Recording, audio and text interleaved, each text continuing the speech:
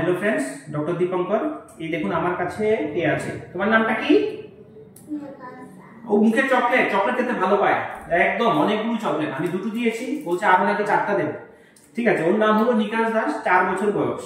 ঠিক আছে, একটু দেখাও এখানে চেহারাটা, একটু দেখুন, দেখুন একটু চেহারাটা, একটু শরীরটা দেখুন,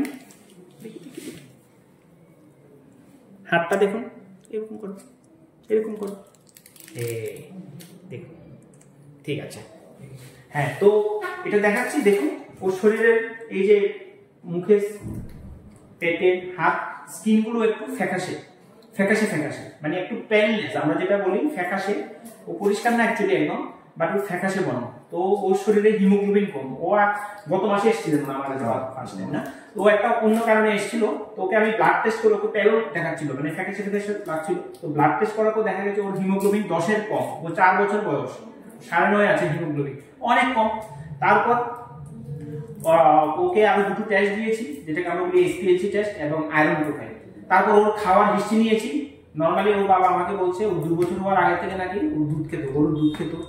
তারপরে ওর থামের থেকে প্রতি সপ্তাহে 1বার বা 2বার চা খায় না, চা খায়। আমি বলার জন্য, এটাই বলার জন্য ভিডিওটা করছি। This is very very important. হ্যাঁ, গরুর দুধ কখনোই বাচ্চাদেরকে দেওয়া উচিত নয়। 2-2.5 বছর পর থেকে আপনারা দিতে পারেন, বাট এটা 50 to 100 ml এর মধ্যে থাকলেই ভালো, এর বেশি নয়। কারণ গরুর দুধ খেলে কি হয়, শরীরে আয়রন ডেফিসিয়েন্সি হবে। কারণ দুধের মধ্যে, গরুর দুধের মধ্যে যে আয়রনের বায়োএবিলিটি, এটা অনেক অনেক কম থাকে, আয়রন অ্যাবজর্পশন হয় না। তো বাচ্চাদেরকে যদি আপনারা কন্টিনিউয়াস গরুর দুধ দিতে থাকেন, তাহলে আয়রনের অভাব হবে। তো আয়রনের অভাব মানে লোহার অভাব, যে যার জন্য শরীরে হিমোগ্লোবিন কম থাকবে। হ্যাঁ, রক্তাল্পতা, রক্তে আয়রনের কম, এনিমিয়া যেটাকে আমরা বলি। ও দেখুন শরীরটা একদম ফ্যাকাশে, এই জন্য হিমোগ্লোবিন কম। তারপর ও চা খায়। হ্যাঁ, চায়ে, কফি এগুলি একদমই দেওয়া উচিত নয় 8-9 বছরের নিচে বাচ্চাদেরকে। কারণ চা কফি খেলেও আয়রন অ্যাবজর্পশন হয় না। ঠিক আছে, আর ভিটামিন সি অ্যাবজর্পশন হয় না, যেটা আয়রন অ্যাবজর্পশনে সাহায্য করে। ঠিক আছে, তো এটা বলার জন্য আমি ভিডিওটা করছি। তো আমি বাবাকে বলেছি গরুর দুধ খাওয়াবেন না এখন। ঠিক আছে, চা একদম নয়। ঠিক আছে, আমি আয়রন দিয়ে দিচ্ছি, আয়রন অবশ্যই।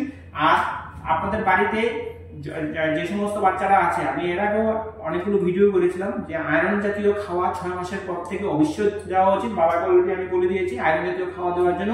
সঙ্গে আয়রন এজ এ প্রোফাইলেক্টিক্যালি আমরা সব বাচ্চাদেরকে দিয়ে দিই। আর ওকে তো একদম থেরাপিউটিক ডোজে, মানে আমরা ওর যেহেতু আয়রন ডেফিসিয়েন্সি এনিমিয়া আছে, এটা একদম ল্যাবরেটরিক্যালি প্রুভ। ওর ফেরিটিন হলো আয়রনটা স্টোর হয়ে পড়ে বডির মধ্যে অনেকদিন ধরে স্টোর করা থাকে ফেরিটিন হিসাবে। এই ফেরিটিন পর্যন্ত ওর শরীরে কম, তার মানে অনেকদিন ধরে আয়রনের অভাব শরীরে। তার জন্য ওকে আমি আয়রনও দিচ্ছি, অনেকদিন ধরে আয়রন খাওয়াতে হবে। তারপরে রেগুলারলি 2-3 মাস পর পর ব্লাড চেক করবো, প্লাস ক্লিনিক্যালি আমরা দেখবো। ঠিক আছে, আর গরুর দুধ একদম খাওয়াবেন না। ঠিক আছে, সবসময় মনে রাখবেন গরুর দুধ হলো গরুর বাচ্চাদের জন্য, মানুষের বাচ্চাদের জন্য গরুর দুধ নয়। ঠিক আছে, দিস ইজ ন্যাচারাল। ঠিক আছে, কারণ গরুর দুধ যত বেশি খাওয়াবেন তত শরীরে আয়রনের অভাব হবে। এর পাশাপাশি গরুর দুধ বেশি খাওয়ালে পেটের সমস্যা হবে, পেটে গ্যাস হবে, পেট ব্যথা হবে, কনস্টিপেশন হবে। ঠিক আছে, কারণ গরুর দুধের মধ্যে প্রচুর পরিমাণে ক্যালসিয়াম থাকে এবং প্রচুর পরিমাণে প্রোটিন থাকে। হ্যাঁ, যেটা হিউম্যান মিল্কের থেকে অনেক অনেক বেশি। এই জন্য বাচ্চাদেরকে কখনোই গরুর দুধ দেবেন না। 2 বছর পর থেকে আপনারা দিতে পারেন একটু একটু, বাট এটা লিমিটেড অ্যামাউন্ট, 50 থেকে 100 ml এর বেশি একদম নয়। আর চা কফি একদম নয়। খাবেন না চা কফি? বলো চা কফি আমি খাবো না, বলো বলো বলো, চা খাবো না। ঠিক আছে, ওকে, বাই বাই, বাই বাই বলো, বলো দাও, বাই বাই, বাই।